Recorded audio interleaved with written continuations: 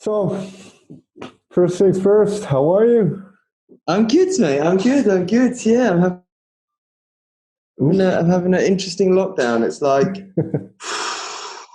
it's really weird, but, it's also a moment of like, chance to reflect a little bit. To reflect, have a think about stuff, isn't it? Really? Calm things down.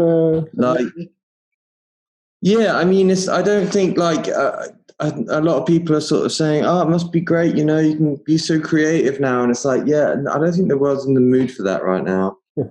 And I know I'm not like necessarily thinking about it. I'm not thinking, "Oh, wow, I've got so much free time now. I can be so creative." I don't get that feeling at all. And also, it's more like, go ahead.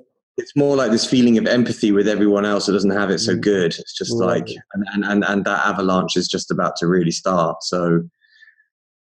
And my friends in LA are locked down. My friends in Paris are locked down. My friends in Rome are locked down. So we're all kind of, Berlin is actually strangely loose, strangely relaxed.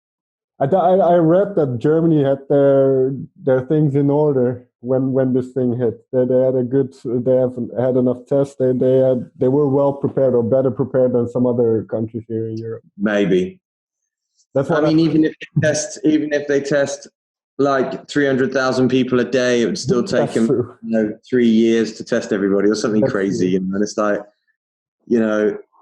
it's also just, we're getting to see maybe the population's relatively healthy compared to other parts of Europe, maybe. I don't know.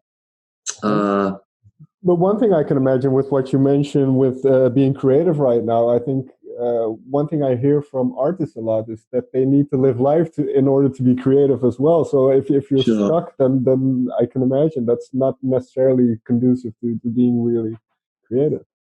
No, it's not. I mean, some people work well under stress, but this stress is a big one. It's like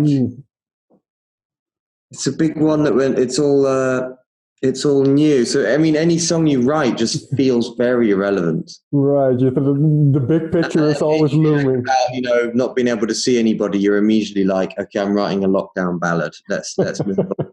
And like, it's like, I think, writing a love song it's not, or writing an I Miss You song, all of a sudden, every song seems to be about the lockdown. Every song you hear on the radio seems to be about the lockdown, and I don't know. So if I could, I made a beautiful instrumental record last month, which felt quite natural, very relaxed and very chilled out. It's like the next installment of Bluminescent after this acoustic one. Okay. So that felt good. Like no judgment, just feelings, and that felt kind of cool. A sense of quiet, I suppose, as well. That's kind of fitting for. One thing I've noticed with this lockdown is how much time you have to think in a way. You can just true that, yeah. So I mean, I'm reading big ass books at the moment. I'm loving that, but having said that, because I work alone, I can still come to my work, and now the weather's nice. I can cycle up to my studio on my own, work on my own, go home on my own. So I can self-quarantine, but like get out of the house. And I appreciate for a lot of people that's not the case. And I'm super scared of, Angela Merkel here in Germany. She was quite honest with everybody. She was like, if everybody behaves themselves, then this is what it is.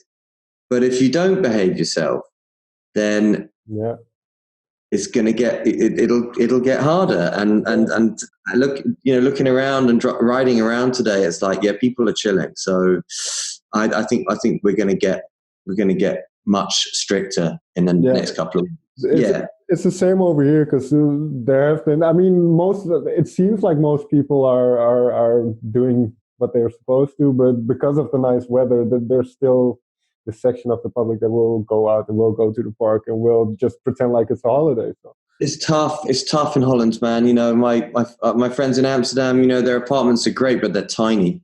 Right. Yes. I feel, and same with my friends in Paris. Their apartments are like shoeboxes. Yeah. All very cool and desirable shoeboxes, but shoeboxes. Once you have to stay in them all the time, then can't imagine. It would drive me nuts. So At least here in the life, you have a bit more space over here. Okay. But still, yeah. I mean, as in terms of creativity, yeah, it's really difficult to get your head into it because I got some sessions I got to do next week, and I'm really not in the mood at all. I'm not in the game at all. I can't get my head into it. Right. You know? No, I can imagine. So luckily, you have some material ready, and yeah, that's true. Yeah, I mean, luckily or unluckily, but yeah, the timing kind of sucked a bit. But yeah. In terms of well, you just mentioned an acoustic, the instrumental album, and so when you made this record, were those other versions of the record were they part of the idea from the get-go? Well, you know, as a songwriter, when I do an album and it's a collection of songs, I know that's just a bunch of versions. Sure. Yeah, fair because enough. there's like loads of versions leading up to those versions. And if someone else would have listened to all 20 versions of all 8 songs and picked their favorites, it might come out sounding like very different. Right. So therefore it's like I've always kind of wanted to do an acoustic version of the album straight after the album to kind of say, you know, just in case, like, you're not into this idea that I had for this song, this is what the song sounded like kind of when I wrote it. Right. And you kind of got to feel a lot of love for it in its most basic stage in order to dress it and make it something else. And I equally love the songs when they're in their most basic naked form, as I do when they've got strings and horns and, you know, cellos and shit all over the place. Yeah. So when I sat down to do, like, I did always want to do a companion record, an acoustic record. But and why haven't I done this before? Simply because after every other record, I'm just touring for a year. And you just don't get round to it. You know, you do radio sessions, you do sessions, you do online stuff, you do acoustic versions, but you don't do the whole record. But when we did Resurgam, the last album, our producer Flood, he went to Glastonbury for the weekend because he had a bunch of bands playing, PJ Harvey on one stage and Warpaint on the other stage or something, you know, that he'd produced, and they were like, come and hang out. And he was like, hey guys, I'll see you, I'm going to go. And so for that weekend, we were left in the studio with no producer. So we just recorded the whole album acoustically while we knew it.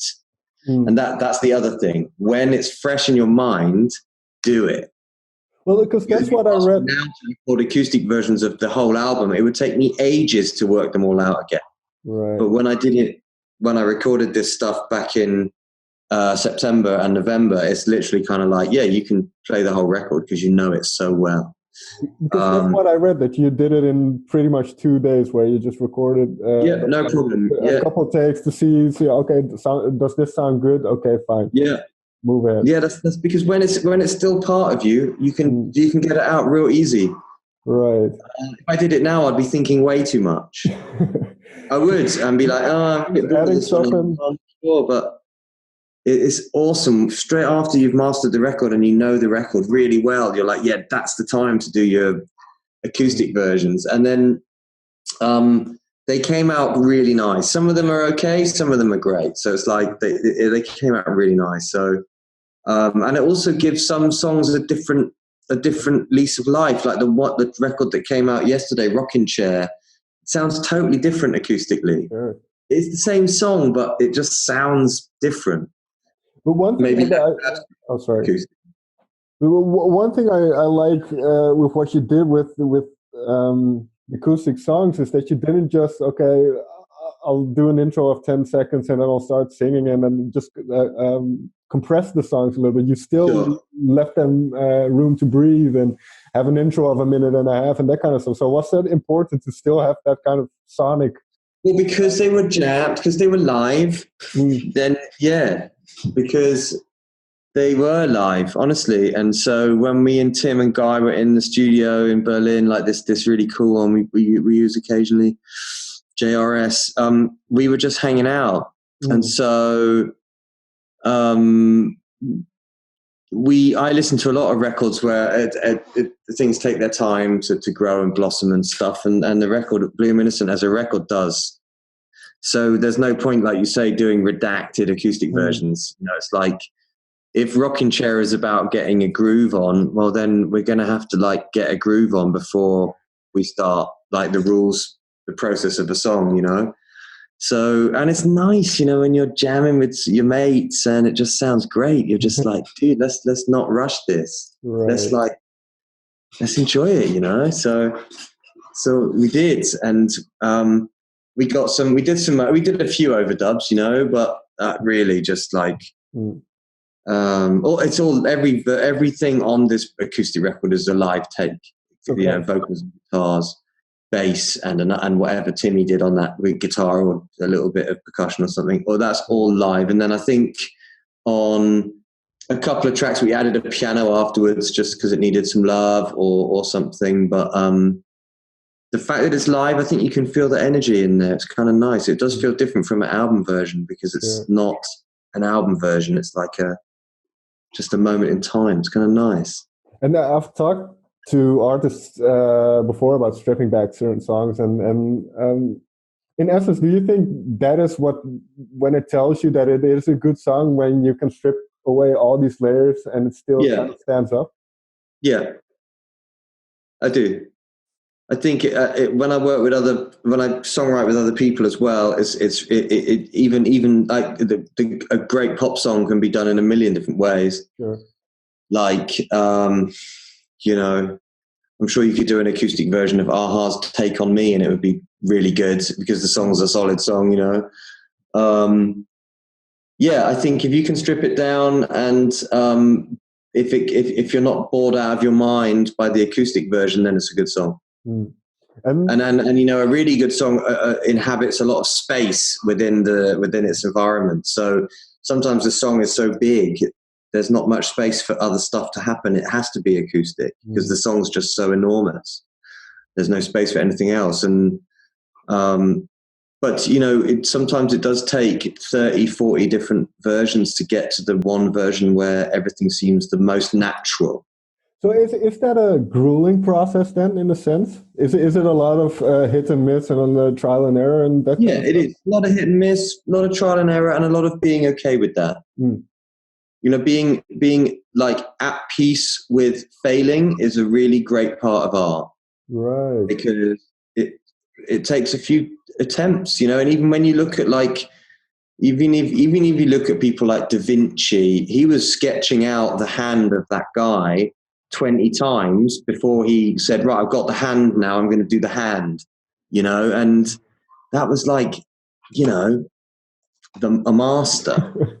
So with us, it's like, you know, because also we have lots of options. We can make it faster, we can make it slower, we can change the key up, we can change the key down, we can do it rock, we can do it folk, we can do it soul, we can do it 72, 73, 74, 78, 85, you know, with 52, there's a million different ways of doing every single song. Sure.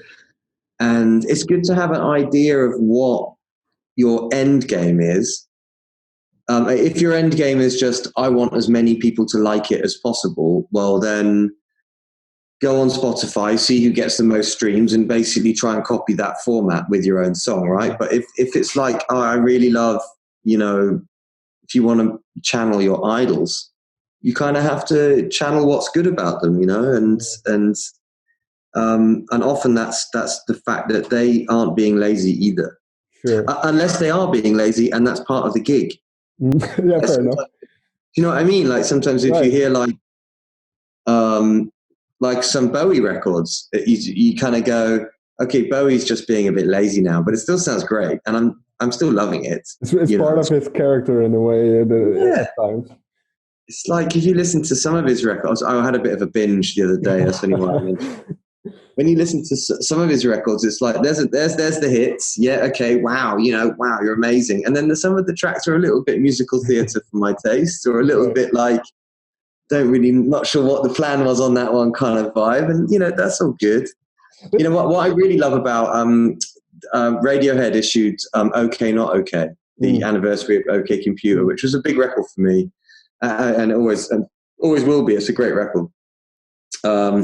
And for my dad, actually, he had an operation while listening to OK Computer to keep him calm. Can't hear it anymore, unfortunately, but because it reminds him of having his teeth done. But it's a big record in the family, and Okay Not Okay was amazing because they reissued it with all these different versions of these songs that you love, like, inside out. Right. When you listen to someone else's material, you just think it just popped out fully formed. But, even bands you love go through this, like, this yes, no, yes, no, yes, no process. I mean, occasionally a song is just like, yes, that's just great. Rarely, but occasionally it just comes out and it's like, that sounds great. I don't think we can do any better than that. Because but that's it's what simple ones which are the hardest ones to nail. Because that's what I hear. That a very few artists, they say, well, they just wait around for some divine inspiration to come in and they'll write a song in 10 minutes. I mean, I think. Who's the guy again? I can't remember. Well, I mean, Wonderwall. He said he wrote Wonderwall in between a break at rehearsal to prove to Liam that he was a great songwriter or some shit like that. Yeah. What was it like? I'm blanking on the name. I think Pharrell Williams wrote Happy in 20 minutes or something, and he made $30 million out of it or something. There's loads of stories of quick ones, for sure. Yeah, I'm blanking on the name for some reason, but who wrote your song, Rocket Man, and then. Elton John. Yeah, he said he wrote your song in about 20 minutes, and that kind of totally. He said he wrote it kind of. Well, he doesn't. He writes. He co-writes. So okay. Yeah. Well, fair enough. Yeah, with Bernie talking. There's a bit of help there, but if somebody sends you a song like your song, then it's not going to be too hard to get that cracking. Do you know what I mean? But fair enough. Having said that, I haven't done it, but. Yeah, it's true, man. When you see, I went to the Bowie exhibition a few years ago, and it had all of his original lyrics for Major Tom, and he even had the verses that didn't make it scribbled out. And I just found that so fascinating because even your big idols, they wrote 6 verses, and 3 of them were good, and 3 of them sucked, and it's just I just love seeing behind that process. And being a creative myself, I live that process all the time. And I think, bad art is made when the artist stops too early, when the artist goes, yeah, that's fine. And it's like, I don't want to make art that's just fine. I want to make art that at least I think is like, I couldn't have possibly made this any better.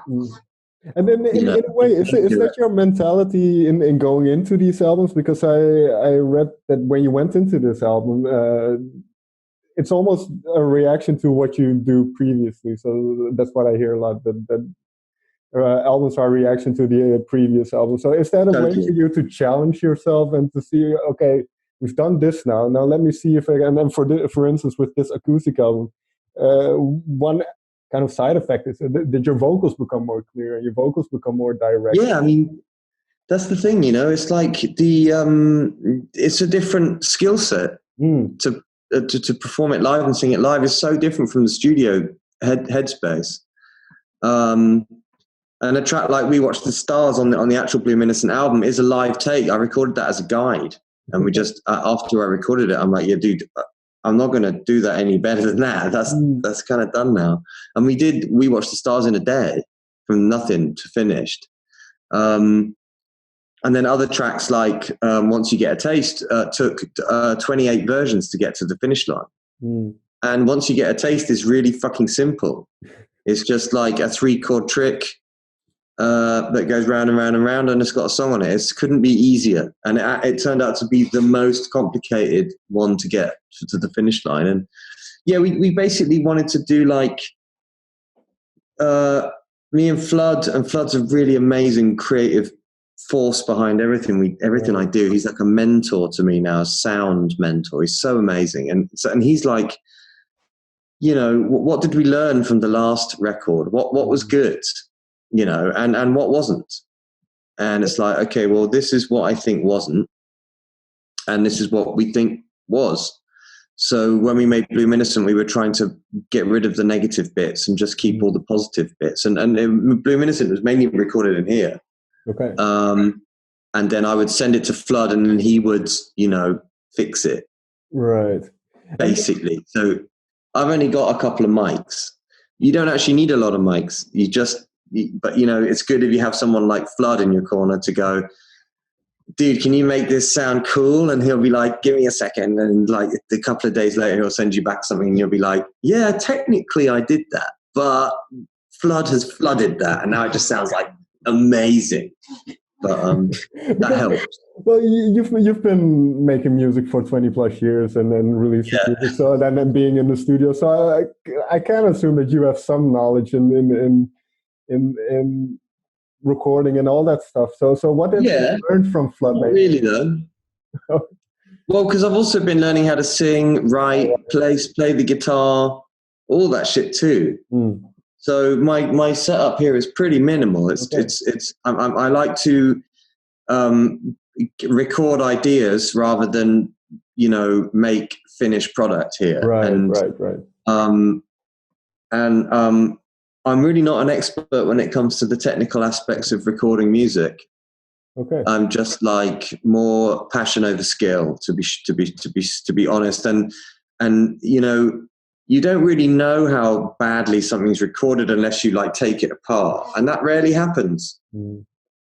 I'm sure if I took apart some of my favorite records from the past, I'd go, oh my God, there's vocal bleed in the kick drum, and there's like, you can hear the drum take in the guitar amp, and I'd be like, oh, this is recorded terribly, but it's the sum of all the bits. Right. It's got that magic vibe in it, and I just think that it's not how you record it, it's what you're recording, right? And so I would rather spend 9 hours writing something and then 10 minutes recording it than 10 minutes writing something and 9 hours recording. Sure. And also in terms of writing then, because I read that some of the songs were written when you went to a trip to Jamaica and yeah, sure, yeah. Rocking Chair, which came out yesterday, that was written on a porch in Jamaica, yeah. So nice. When you have these acoustic versions now, which I suppose are closer to the versions when you wrote them instead. So yeah, for sure, yeah. Do they bring them back to when you wrote them and kind of that mindset? Yeah. They do, because you write them as acoustic versions, and you write them. I write all my stuff on acoustic guitar, and then it goes, and then it gets upgraded, and you kind of almost have to like wave goodbye to that original version and be like, that felt really good. I had a really nice moment. We had a really lovely moment there together, and now you're going to grow up and be something else. But that precious little innocent moment, that was beautiful, and that is lost. But with this Bloom Innocent record, it's like, this time it isn't. Because if we take Rocking Chair, then what was do you remember when you wrote it? Do you remember kind of what's? Yeah, absolutely. Yeah, I remember exactly where I wrote it. Yeah, totally. My wife's got 50% credit on that song because she wrote most of it. Okay. Yeah, we were sat in a porch in Papa Kervin's yard in Jamaica, and he had like this old guitar which had no string, had like a load of knackered old strings on it. So we managed to find some guitar strings, which was harder than you think, on the south side of the island. And then I restrung the guitar and had it as my like companion for the time that we were there. And it wasn't, the weather wasn't very good. It was lovely to chill, but it wasn't like, sunny and cloudless. It was pretty moody when we were there. So a lot of time was spent sitting on the porch of this like little like cottage that we were living in, just kind of hanging out. And we wrote loads of stuff, And not because we were like, okay, we got to work, but that whole kind of work-life balance is a bit blurry when you're into music. So that's an interesting thought, because at a certain point it becomes your livelihood. You kind of need to do it in order to pay for food or whatever. Sure. So is that I always find it a difficult thing where art and kind of the business side or the financial side are kind of, they have to go together in a way, but they don't. No, they don't. They don't. How have you kind of balanced, like you say, that work life where you still have to enjoy? I don't balance it at all. I completely ignore the other side. Okay. Oh, that's good. That's good. Yeah. Like art made with anxiety for the results is inferior to art made without the anxiety. And if you make art to pay your rent, it's going to be rubbish. And no disrespect to the people who get, 120 billion streams for the latest Drake single or something. It's like, okay, that's a science that I'm just not versed in. And because I don't really give a shit about it, I would never be able to make it. Right. You can only really create what you really care about. And if I cared about pop R&B to the point where I lived it, breathed it, and made it 24 hours a day, then I might be able to make something like it, but I don't care. So every time you try and do something like that, you're going to suck at it. And you might be lucky once or twice, but man, forever, it's never going to happen. So that's when people hear a kind of David Guetta or Calvin Harris tune and be like, oh, it's so easy, I could have done that. And it's like, you couldn't have done that. You don't love it. What we're hearing when we're in a crappy, poppy bollocks single is love for pop and love for saccharine candy bars. It's like, it's love. It has to be sincere in a way. I mean, people will poke through it if it's not. Absolutely. It's like, the public can absolutely have a sixth sense for sincerity and authenticity. That's why Billie Eilish is enormous and Ed Sheeran is enormous, because they're just being real. Right. It might not be like everybody's cup of tea, but 14-year-olds, 13-year-olds, their radar is like fully on, and they want their version of real, and they get it from these people, and if you think about, okay, I need to pay the rent, I need to make some music that pays the rent, you'll be kicked out of your house in months. Like the minute you start thinking about, the minute you stop caring about getting radio, you get radio, and the minute you stop caring about money, all of a sudden you start getting paid more. It's mainly, I reckon, because your art gets better. Right. And if your art's better, it's more successful. So I don't have a work-life balance at all. Okay. And none of it's work, and all of it's life. But it's more like whenever the stresses and strains of modern life come into the studio, then that's the end of the creative process. That's why this lockdown has kind of killed my creativity for a moment. It's like, I guess I'm under this kind of global subconscious stress of just like, what the fuck's happening now, But like, if I try and make music to achieve something other than something that I love, I'm just not very good at it. And so it fails, and therefore it destroys the work-life balance. Right. And now you mentioned that you're going to make, or you have made an instrumental album as well. Yeah, I have. Yeah. So I haven't read last week. Yeah, I haven't read too much about. Sorry, dude, you just muted yourself. I think you just hit the keyboard and muted something. Oh, can you hear me now? There you go. Yeah. Okay. Yeah. But now with that instrumental version, how much different again is that from? That's completely different. Okay. Because whereas the acoustic version is like very me, very me all the time, the orchestral version, the horizontalism version, is like, what do these tracks sound like if I mute me? And I mute the drums and I mute the bass. So essentially, I'm taking Fink out of the track. Okay. And what's left is some beautiful sessions, orchestral sessions, horn sessions, cello sessions, all these beautiful sessions from my friends that I took for this record. And they just sound beautiful on their own.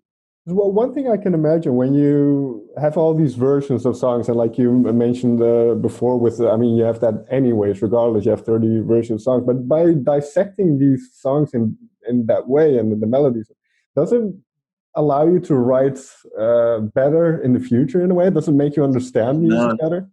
No?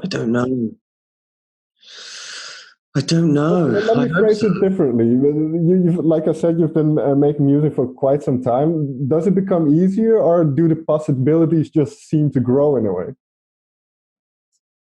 Well, I'll tell you what, man. It becomes easier because you've made more mistakes. So if you learn from your mistakes, then you're not going to make the same mistake over and over and over and over again. So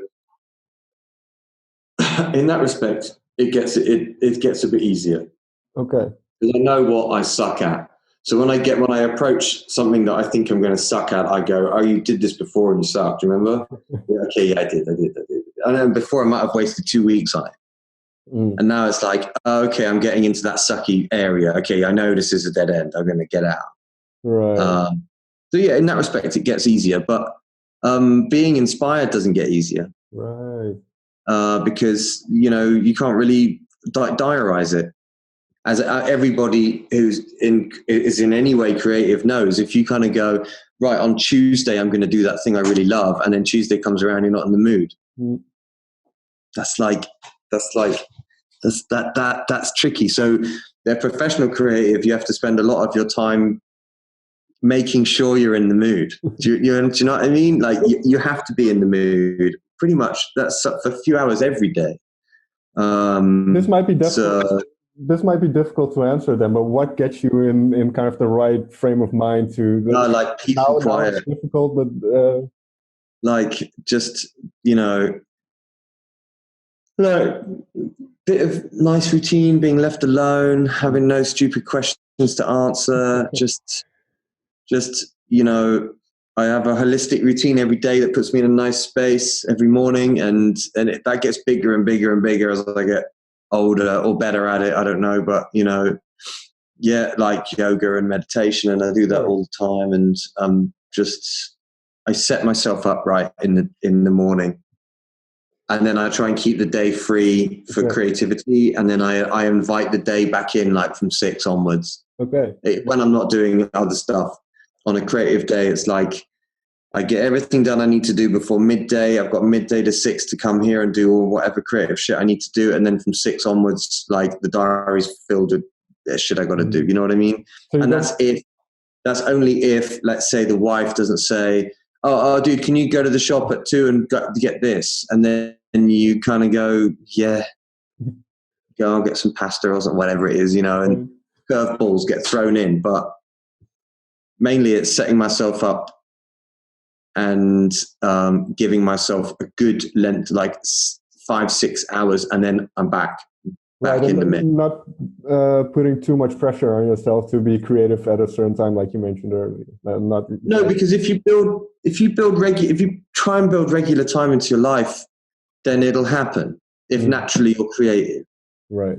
And also it's about like knowing when you think you might be getting in the mood. Like, oh, you know what? I'm feeling like I'm going to be in a really good mood for making some music tonight. Right, I'm going to try and move shit around, and hopefully you have some understanding of your loved ones, or understand maybe.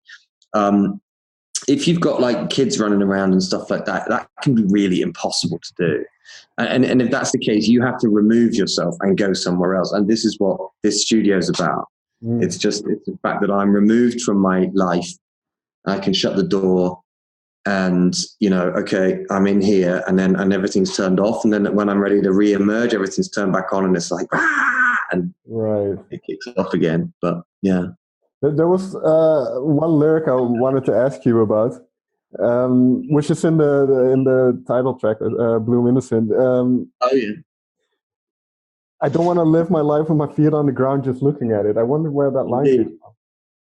Oh, nice, man. Nice. Thanks. Cool. That's a good line, that. Yeah, well, it stood out to me. I'm naive and optimistic and like a hopeless romantic, and I have no practical life skills really at all. And I like it that way. I don't want to be like, the really practical guy. We shouldn't really do that, because that's not really very safe, or that's not the best thing to do. Or, it would be good to have a pension, or wouldn't it be good to, have paid sick leave? Shit that you don't get when you're an artist. And but I don't want to live my life like that. I want to live my life thinking, making music is wicked, and I get to do it. And maybe because I'm ridiculously naive, it allows me to carry on doing it. I just hope the future me doesn't have a major problem with the present me. Fair enough. Yeah, I don't want the future me to be like, dude, you should have definitely done something else at this point. You know what I mean? And I'm like, no way, dude, music's amazing. Oh, great, God, life's great, but I hope the future me is okay with that choice. I think you'll be all right, because I think that never that what if mentality never works. So whatever you end up at, I mean, that's where you end up. So I hope so. There's one thing that just popped into my mind just now as you said that, because, well, you grew up in a musical family, and then music had always been a big part of you. So how did you see kind of that path before you, and then becoming a musician, and not going down that standard 9 to 5 working in a cubicle thing? Well, I did do the 9 to 5 thing, and I loved it. It was great. Okay. I mean, I just love anything to do with music. It's great, and I was perfectly happy on the 9 to 5 vibe. Okay. I thought it was great. And I worked for loads of record companies. I had a great time. Okay. But growing up in music, I was aware that with my father, that, you know, music was his hobby and his love and his passion, but it isn't what he did for a job. And all of the people that he would play music with, I realized pretty young, okay, none of them do this like full time. This is like what they do like for fun. And so when I got into music, when I got into like electronic music, when I was like, you know, a teenager, I didn't ever consider it to be like, this is what you do. This is what you do for a living. Right. It was always like, this is just like my interest is music and partying and so on. It was only when I got to university that I met some good friends of mine that are still good friends of mine who were like, music's an option. We can make dance music and you can be a DJ. That could happen. And it did. And I'm like, okay, awesome, that happened. And that's kind of where it all started, really. The fact that I never thought I would end up paying my rent with music, but I always liked having music to make a bit of extra cash every now and then. I kind of liked that. And it was only when I went down this singer-songwriter route that it started to like become, I got just so busy that I just couldn't do anything else. Right. It wasn't like, it was like I found my calling and finally I'm home. It was more like when you're a working singer-songwriter in a band who's touring, there is no time for anything else. Right. So you can't have a job. You can't hold a 9 to 5 down. You can't say to your boss, I'm just going to go on tour for 18 months. Yeah. Can I come back for a few weeks on the other side? You kind of have to commit 100%. So when you had made that decision, or kind of that became what you were doing, did it feel like a risk, or was it very natural? It was a risk. And when I retired from like DJing and all that kind of thing, I was walking and working for major labels as a marketing dude, which is what I did by the end. Man, I was walking away from a large amount of money, and I definitely knew that was happening. Because the minute I walked away, I just saw my savings, which I thought were an unsurmountable mountain of cash, just go every month, just get sucked up in London. And yeah, I knew that when I sort of said, right, I'm going to go for it, that I was definitely probably going to be poor now. so this is a weird question then, but what makes it worth it? What makes it worth it going the road less traveled? Let's put it that way. I don't know. I reckon it's not always worth it. Okay. I'm sure even Bob Dylan occasionally turns around and goes, couldn't I have done something else? Is this it? Is this my contribution to mankind? You know, it's like, you know, Genghis Khan, you know, Caesar, and you know, the big boys, they did stuff. You're just songs. Yeah. Sometimes I definitely kind of think, you know, when you think of the crossroads in life, I wonder what would have happened if you'd have taken a different route. But nowadays, those thoughts are more kind of like, you know, after Hard Believer, don't you wish you wrote another Hard Believer album instead of doing, you know, other shit and stuff like that. And they're questions that come up, you know, and yeah, I think the minute you like, the happiest people I know, and I'm also one of these happy people, are not obsessed with cash. And that really, really helps. If you can shed that one thing, a lot of life becomes a lot easier to deal with. And it might look like I've got loads of stuff. I don't really have loads of stuff. It's more, because I'm not super attached to money. I don't think I don't, or not like I used to be anyway. It means that I can be very happy with very little. But it's a means to an end in a way. But it's all good. You have these instruments behind you, and it's a means to an end. They are. It is like. Oh, I think you froze for a sec. String is my bass player's dad's. Okay. And the Little Martin black beginner guitar, kid, I bought that 6 months ago. It looks really cool. It hasn't revealed itself to me yet. And then we've got the Hard Believer guitar, which is the old Martin, which has been a total thorough workhorse. So I work my instruments to death. Okay. And I know people with a lot more instruments than I have. But luckily, I only need a couple. Fair enough. So finally, then, the instrumental album is coming out. What you're not really? I don't know. It hasn't been scheduled yet. Oh, it's not scheduled. So I don't know. Just, No. I haven't. Ninja. I haven't even played it to Ninja yet. I literally just finished it last week. I hope it's coming out. You never know. But I hope it's beautiful. Fair enough. But the acoustic album is out next week, isn't it? Nice. Yeah, I'm really proud of it. I hope sometimes some people I think thought Bloom Innocent was quite a departure for Fink, and it sounded very different from other Fink records, and so part of me is there's a bit of relief to say, okay, if that is the case, this acoustic album is maybe a bit more familiar territory, So for those people that aren't necessarily on the same journey as me, which is like 9-minute soundscapes and shit, maybe they just want 3 minutes of song, and it's like, okay, the acoustic versions are definitely for you. Well, that's the good thing about music. There's always a version for someone, right? True that. Yeah, true. All right. Thank you very much for your time. My pleasure, dude. And I hope you find a way to deal with kind of the situation we're in now. Yeah, me too, man. Me too. Well, go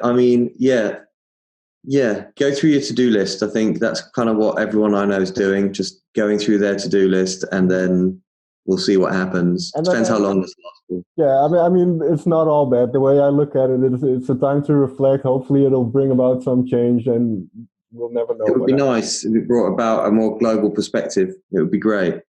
But it's quite a heavy cost to pay. So that's fair as well, yeah. In terms of it, Well, it's very unprecedented, so we don't know what the repercussions will be in terms of economics, and we don't know. So hope for the best, I suppose. I hope so. All right, thank you so much. Pleasure, mate. No, my pleasure. Talk to you again sometime, I hope. I'll see you later. Have a good one. You too. Bye-bye. Yeah. Bye.